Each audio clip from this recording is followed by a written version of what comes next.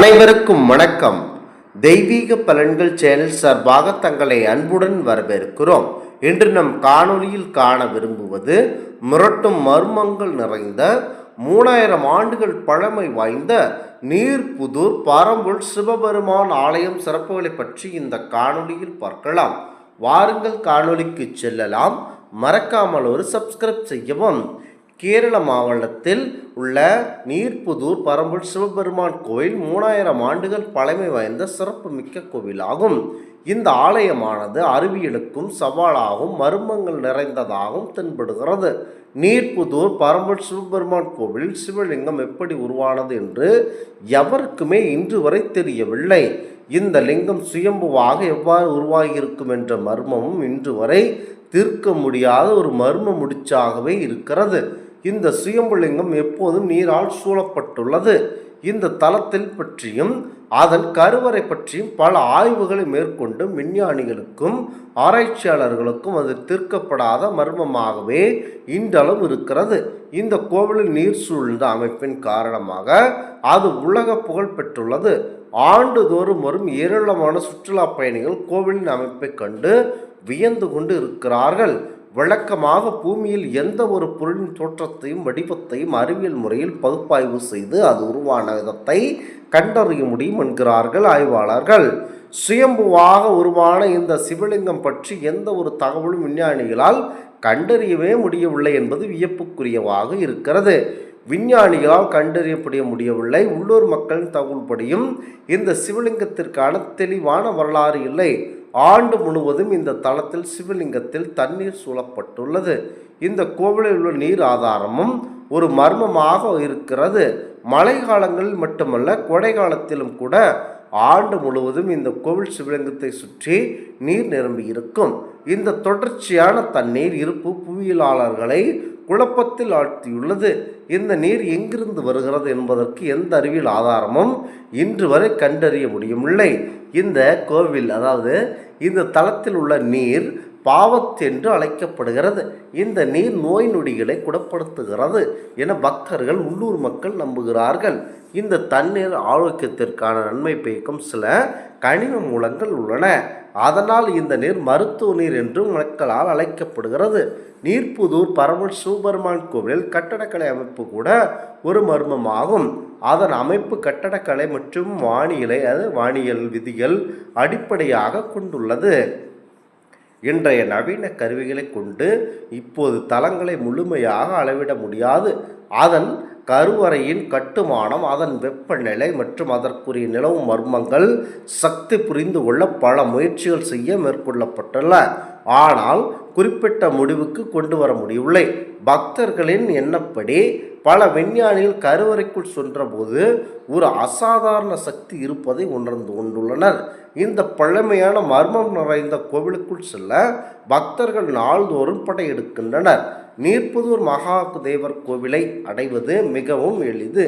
கேரளாவில் மலப்புரம் மாவட்டத்தில் இருக்கிறது இந்த கோவில்.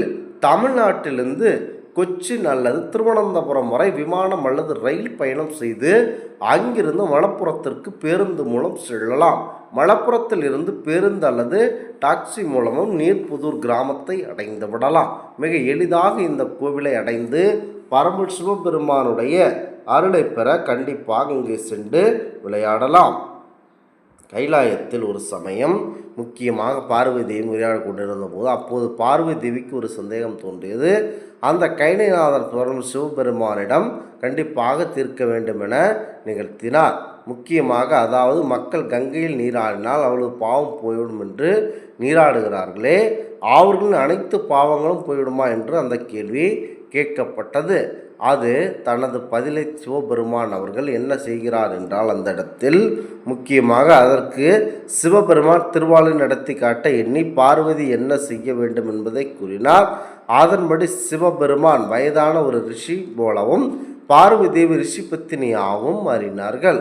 முக்கியமாக கங்கையில் நீராடிவிட்டு வரும் வழியில் ஒரு சிறு பள்ளம் தோன்ற செய்து சிவபெருமான் அதில் விழுந்து தத்தளிக்கும்படி இருந்தார். பார்வதி தேவி அந்த பள்ளத்தில் அருகே நின்று கொண்டு கங்கா ஸ்நானம் எடுத்துவிட்டு வருவோரிடம் தனது கணவரை காப்பாற்றும்படி கூக்குரலிடப்பட்டு இருந்தார்.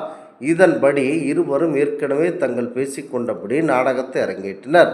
அந்த நேரத்தில் கங்கையில் நீராடிவிட்டு வந்த பலரும் பள்ளத்தில் கிடந்த ரிஷி வடிவில் இருந்த சிவபெருமான் வெளியே தூக்க வந்தபோது பார்வதி தேவி தனது கணவர் ஒரு உத்தமமான ரிஷி என்றும் அவரை பாவம் செய்தவர் தொட்டால் மறுகணமே சாம்பலாகி விடுவார்கள் என்றும் கூறி எச்சரிக்கை செய்தார். இதனால் உதவ வந்த அனைவரும் பயந்து அந்த இடத்தை விட்டு நகர ஆரம்பித்தனர். அப்பொழுது ஒருவர் மட்டும் துணிந்து வந்து பள்ளத்தில் இருந்தவரை தூக்க முனைந்தார். பார்வதி தேவியார் அவரையும் எச்சரிக்கை செய்தார்.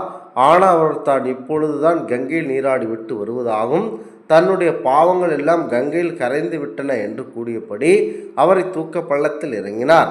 அந்த பதிலை கேட்டு சிவபெருமானும் பார்வதி தேவியும் மிகவும் மகிழ்ந்தார்கள்.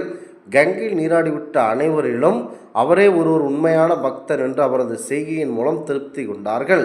தம்பதிகள் சமேதரமாக அவருக்கு சுயரூபத்தில் காட்சி கொடுத்து ஆசி கூறி மறைந்தார். பரமன் சிவபெருமானும் பார்வதி தேவியும் எந்த செயலையும் நம்பிக்கையோடு சிரத்தையோடும் ஆத்மத்தையோடும் பக்தியோடும் செய்து வந்தால் அதற்கு உண்மையான பலன் கிடைக்கும் என்பது ஐதீகமாகும். அதுபோலத்தான் சிவபெருமான் ஆலயத்திற்கு நீங்கள் செல்லும் போது முக்கியமாக அவரை முழு மனதோடு ஏற்றுக்கொண்டு பரம்பொருள் சிவபெருமானையும் பார்வதி தேவியின் மனதில் நினைத்து கொண்டு இந்த ஆலய கேரளா மாவட்டத்தில் உள்ள மலப்புரத்தில் உள்ள இந்த கோவிலுக்கு முறையாக வந்து நீங்கள் வழிபட்டீர்கள் என்றால் அனைத்து விதமான பிரச்சனைகளையும் ஒழித்து கொடுப்பார் என்பது ஐதீகமாகும். இந்த கோவிலுக்கு வந்து ஒரு முறை, அதாவது 3000 ஆண்டுகள் பழமை வாய்ந்த இந்த கோவிலுக்கு ஒரு முறை வந்து உங்களுடைய கஷ்டங்கள் என்ன என்பதை பரம்பொருள் சிவபெருமான் அவர்களிடம் கூறி மனதார வேண்டிக் கொண்டு செல்லுங்கள். அனைத்து விதமான பிரச்சனையும் முடித்து கொடுப்பார். திருமண பிரச்சனையாக இருந்தாலும், செல்வ பிரச்சனையாக இருந்தாலும், சனி பிரச்சனையாக இருந்தாலும், கோர்ட்டு நீதிமன்ற வழக்குகளை தத்தளித்து கொண்டிருந்தாலும், எந்த பிரச்சனையாக இருந்தாலும் இந்த ஆலயத்திற்கு ஒரு முறை சென்று பாருங்கள். அனைத்தும் உங்களுக்கு சுபிட்சமாகவே நடக்கும். இந்த ஆன்மீக தகவல் உங்களுக்கு பிடித்து இருந்தால் தெய்வீக பலன்கள் சேனலை கண்டிப்பாக சப்ஸ்கிரைப் செய்து கொள்ளவும். மீண்டும் ஒரு நல்லதொரு காணொளியில் உங்களை சந்திக்கிறோம். நன்றி, வணக்கம்.